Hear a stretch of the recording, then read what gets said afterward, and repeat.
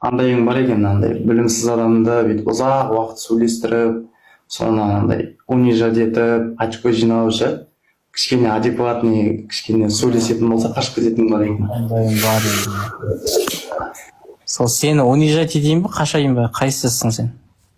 Қашып кеткенің дұрыс болады ғой. Мына эфирге кіргендердің бәрі солай ойлайтынын білесің ба? Сен қашып кетесің, брат. Жоқ, жаңағы жақсылықты кіргізіпші қазір. Мына Шалқар деген сені униженный, еще білімсіз деп атыр десем, қазір иттеріңді басыңа қаптайды ғой? Жоқ, қаптамайды. Отвечаю. Уверенсің ба? Ол ақыреттен қорықпай тұрған жақсылық, сенен қорықпайды ол Шалқар. 100% гарантия. Сен анандай кішкене логикасын кішкене жеткізе алмайтын адамдармен сөйлесесің да, анандай қылып. Жарайды. Сен күшті болып. Біреу адекватный, конкретно нақты сұрақтар қойса қашып баратасың. Енді қара, мен несі стартта тұрмын қазір қашуға. Адекватный, нақты сұрақтарын қойып жүрші, мен тезірек қашайын. Жалпы соны айтайын деп отыр едім саған, жалпы сұрағым жоқ. Сен өзің позицияңда отырып аласың ғой, ол қанша айттың не, айтпадың не. Бекер отырдың ба стартқа енді, сонда қашпайын ба мен енді? Жоқ, жалпы айтып отқаның ғой сен. Сондай адам екен. Енді жүгіріп қашайын да, дайын тұрмын ғой. Не әңгіме болды енді? Білмеймін, нақты бір сұрақтарын қойып мына жерде жын шайтандарды. Бұрын саған нақты бұрында эфирлерін көрдім ғой, біреулермен сөйлестің. Нақты сұрақтар қойды, сен андай та-та-та-та-та бәдік болып, денелерді айтып. Сол сұрақтың біреуін қайттан қойып көрші, мен қайттан бәдіктеніп көрейін. Қашып кетесің сосын. Давай, бір сұрағын қайттан қойып көрші, эксперимент жазайық. Саған, сен өзің позицияңда тұрып аласың, брат? Жоқ, жарайды, мен өзім позициямда тұрмаймын, жарайды. Қай позицияда тұрайын? Жоқ, жалпы айтып отырмын ғой, Құдай бар ма, жоқ па дейсің, жоқ деп тұрып аласың. Жарайды. Онда мен бар деп айтуым керек, Жоқ. Мен саған өзің білесің ғой, таспа қағаз дейсің ба, маймыл. Жақсы, қара. Қазір жақсы, қара. Онда былай ма, қазір сен Құдайды бар деп есептейсің ба? Бар деп есептеймін. Мен саған қазір бір әңгіме айтсам, сен өз позицияңда тұрып алмайсың, Айтып көр. Мен өзім позициямда. Жоқ, уәде бер. Мен өз позициямда тұрып алмаймын, Құдай жоқ деп те айтып кетуі мүмкін деп уәде бер маған. Уәде берем. Өзім позициямда тұрмаймын. Құдай жоқ деп те айтып кетуі мүмкін. Солай ма? Енді сұрағын қойып көрсейсіз сен. Не сұрақ қойып? Жоқ, қойып көрсейін мен саған, анақтысын айт. Жоқ, мен бір позициямда тұрып алмаймын, бірақ сен менің Құдайымды жоққа шығаратындай бір ақпарат алып келе алмайсың деп ойлаймын мен. Жоқ, ойлайсың ба, уверенсің ба? Уверенмін. Болашақ туралы уверенсің, получается? Жоқ, сен қазіргі уақытта сен алып келе алмайсың ондай нәрсе. Жақсы.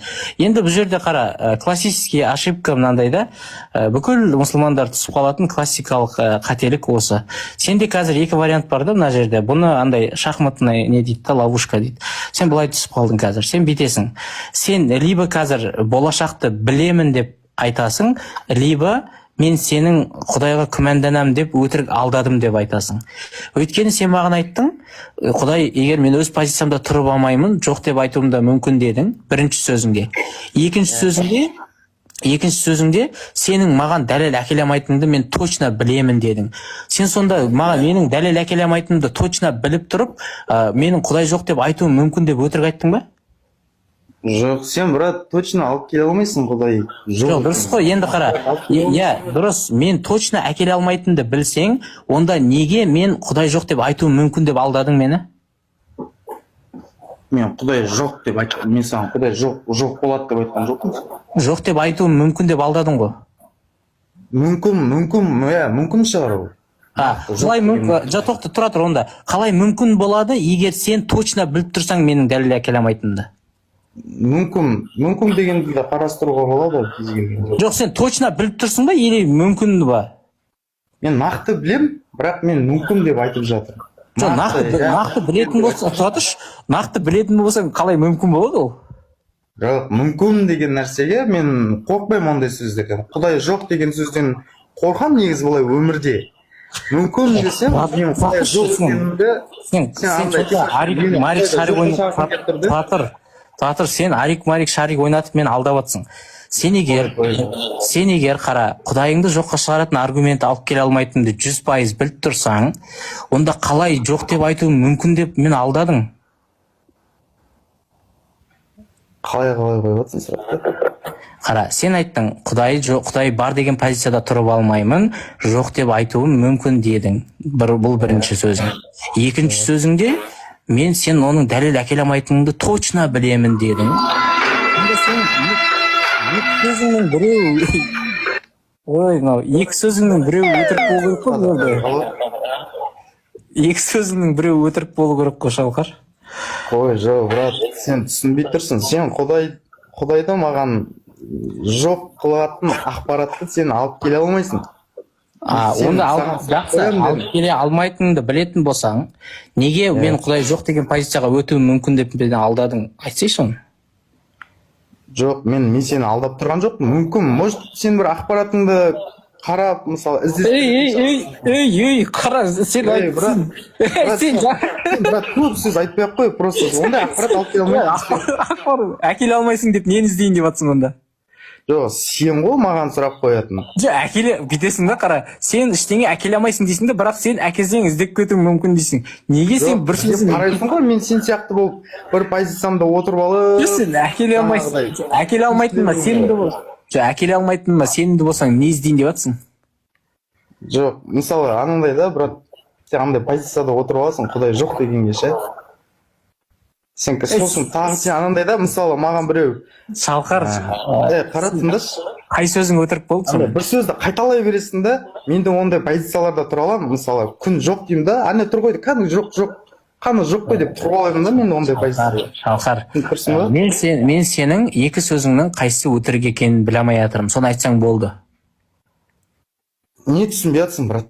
Қара, Құдай жоқ деп айтуым мүмкін дедің да, бірақ Құдай жоқ екеніне ешқандай дәлел әкеле алмайсың дедің 100% сен. Болды емес қой. Болды. Онда бірінші сөзіңде сен алдап тұрсың ғой онда? Не деп алдап тұрмын? Мүмкін деген сөз, мен сені алдадым деген сөз ба не? Егер менің ешқандай саған дәлел әкеле алмайтынымды біліп тұрсаң, сен қалай мен басқа позицияға өтуім мүмкін деп айтасың? Хорошо, брат. Мен саған бір сұрақ қойшы, өзіме де қызықты ол. Сұрақ қойғанда тұра тұр, сен қай сөзіңде алдадың, айтсай бәрін. Жоқ, мен сені алдаған жоқпын, брат. Алдаған жоқсың. Онда екі сөзіңнің сонда үйленген бойдақ деген сияқты болып тұрсың ғой сен, типа. Шпагат отырдың ба сен? Жоқ, брат, сен вообще түсінбей жатсың. Сен қара да. Сен қазір бар ғой, Volvoның рекламасындағы Жан-Клод Ван Дам болып тұрсың ғой қазір, екі фураның ортасында ш. Ван Дам мықты ғой негізі. Не, анау... Бұтың айырылып кетпей ме? Сен Ван Дам емессің ғой бірақ. Айырылып кетсе, Ван Дамға айырылып кететін. Бұтың айырылып кетпей ме енді сен? Анау... Мен саған бір сұрақ қойыншы, брат. Кішкене логический сұрақ. Сұрақ қойғанда жаңағы теманы жаба береміз ба, не істейміз? Жауып тастайық оның, брат, не ашып кетті. Болды, келесі жолы бұл ловушкаға түспей жарай ма? Андай бұл дебюттағы ошибка, шахматта болды ғой, дебюттағы ошибка. Ол жерде сен ферзден айырылып қалдың да уже. Сөйтіп құтыла салайын, брат. Брат, мынандай ғой. Құтыла салғанда, қара, ол тұра тұр сен өзіңше болып сөйлеп жатсың да, сөйтіп құтыла салайын деп. Мен сені құтылуға мүмкіндік берсем құтыласың, қазір жабысып отырып алсам құтылмайсың ғой. Енді брат, сен қарашы, сен өзің дұрыс түсінбей жатсың да, мен саған ақпарат... Мен саған позорыңнан шығуға, басқа әңгімеге ауысуға шанс беріп жатсың. Сен еще көкірек отырасың ана. Жоқ, қара, мен саған позорыңнан шығуға мүмкіндік беріп жатсам, сен как будто өзің бір достойный бірдеңе айтқандай көкіректеніп отырсың да? Жоқ, көкіректен. Енді сен, брат, сөзге түсінбей жатсың ғой, я деп құтыласың ғой, не дейді ана? Сөзге қалай түсінемін, сенің бір сөзің екінші сөзіңе қайшы болып тұрса? Жоқ, мүмкін деген сөз енді ол мүмкін деген тұра тұр қара. Мүмкін деген 100%дық сенімділік жерде мүмкінге орын бар ма? Мүмкінге орын жоқ. Дұрыс. Ал сен айттың, мен ешқандай дәлел әке алмайтыныңа сенімдімін 100% деп тұрсың да. Мүмкінді қаяқтан алдың сен онда? Енді может сен алып келсейші, может. Мүмкінді қаяқтан алдың 100% деп айтып тұрсың ғой өзің. Енді мүмкін деп жатырмын ғой, оны 100% Құдай жоқ деген сөз емес қой, брат. Сен 110%-дық магазинге барып 10% скидкамен төле деген сияқты әңгіме қылдың ба? Не қылып жүрдің сен? 100%-да орын жоқ дедің. Шоколадсың, қаяқтағы магазин, брат. Мүмкін деген сөз, мен просто Құдай жоқ деп айтуға мен қорқамын. Сол үшін мүмкін деп сөйлеп жатырмын. Мүмкінді қай жеріңе тығып жатсың? 100% деген, сен 100% мен ештеңе әкеле алмайтын. 100% Құдай жоқ деген сөз ғой, брат. 100% дәлел әкеле алмайтыныңды білемін дейсің да, мүмкін деген сөзді қаяғыңа тығып жатсың енді. Қай жеріңе? Құдай бар, Құдай 101% бар. 101%-ға қостың ба мүмкіндікті? 101-ші пайызда ма сенің мүмкіндігің, не ал дейсің енді? Шалқар қоймадың сен де. Сұрағыңды қойшы. Анандай ғой, брат. Короче, мысалы, әлемде мықты ірі патшалар болды, мысалы, лидер адамдар, диктаторлар болды, мысалы, Гитлерді алып келсек те болады. Мысалы, 6 миллион адамға геноцид жасады Гитлер. Мысалы, Сталиннің өзі ашаршылық Қазақстанға мысалы геноцид жасаған кезде тоже Сталиннің бастауымен геноцид жасады ғой. Енді Сталин сондай Гитлер геноцид жасады, мысалы Гитлер өзін атып тастады дейді. Сол кезде просто өліп қалды ма анау 6 миллион өліп қалған адамның сұрағы бола ма сол жерде? Жоқ. Ол просто так өліп қалған жоқ. Иншалла Гитлер ертең сол атылмай тұрып тәубеге келген болса, ол жәннатқа барады ертең иншалла. Жоқ. Сен сол өліп қалып енді сол не істейді енді? Өліп қалды ғой сол өзін өзі атпай тұрып, білмейді ғой енді оның жанында ешкім болған жоқ. Гитлер сол кезде өзін өзі атпай тұрып, ашхаду ла иляха иллаллах, ашхаду анна Мұхаммед расулаллах деп өзін тарс еткізген болса, ертең иншалла ақыретте оның тәубесіне келді деп Алла кешіріп, ол жәннатқа барады иншалла. Жоқ, вот именно оны жасаған жоқ қой, брат. Жасаған қайдан білесің сен? Жанында болдың ба не атылған кезде? Жанында енді Гитлердің тарихта Сталиннің өзі атеист болған ғой, Сталиннің өзін алып. Сталин өлгенде жанында болды ма? Сталин өлген кезде калимасын айтып кеткен шығар, қаяқтан білесің? Айтқан жоқ, онда. Айтқан жоқ, сен қайдан білесің оны? Брат, сен қарашы, анандайда тұрасың да анандай, жабысасың да анандай бірдеңе сұрап қоясың, нақты жауап бермейсің сен ана. Енді қарашы, саған мен жауап ұнамай тұрмаса мен? Жоқ, мысалы қарашы сен. Нормально сұрақ қойдым саған, ше? Мен жауап ұнамай тұрса басқа жауап беремін. 2 миллион аштан қырылып қалған қазақтың қанына кім жауап береді? Саған сол сұрақ. Жақсы, оған кім жауап беретінін айтайын. Ашхаду алла деп өле ма, құрбақаға табынып өле ма? Маған құлақ емес, тәңірге сеніп өле ма? Жақсы, оған кім жауап беретінін айтайын.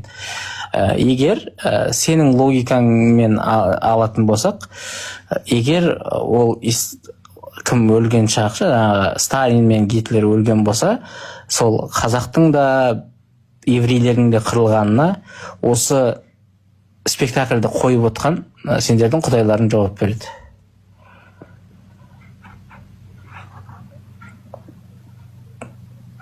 Солай? Егер мысалы материалистік, атеистік тұрғыдан қараған кезде ол өліп қалған жоқ адамға жаза қолданылмайды. Жазаны бар адамға тағайындайсың. Ал егер Құдай бар деген позициядан алатын болсаң, дінде осы сценарийдің бәрін жазып, соның артында тұрған құдайларың жауап беру керек. Қазақтардың аштан қырылғаны үшін Құдайдың несі жоқ па, не кінәсі жоқ па жерде? Сендер сенетін құдайларың, ол қазақтарда Сталиндерде жоқ кезде сол Сталиннің қазақтарды қыратынын білді ғой, мысалы, құдайларың. Сонда да сол жерді жаратып, Сталинді жіберіп, қазақтарды аштан қырылуға мүмкіндік шанстың бәрін жасап берген сценарийдің артында тұрған авторды неге айтпайсың сен? Вот сол. Жоқ, Құдайды соттаймыз.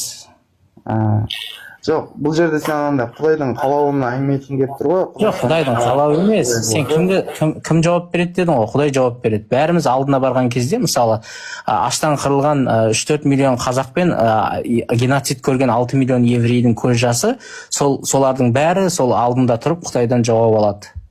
Неге Құдай жауап бермеу керек сонда? Осылардың, мысалы қазақтардың сонша азап пен аштан өлетінін біліп тұрып, Сталиннің соларды қыратынын біліп тұрып, Голошокиннің аштық жасайтынын біліп тұрып, Голошокинді де жаратқан, қазақтарды да жаратқан.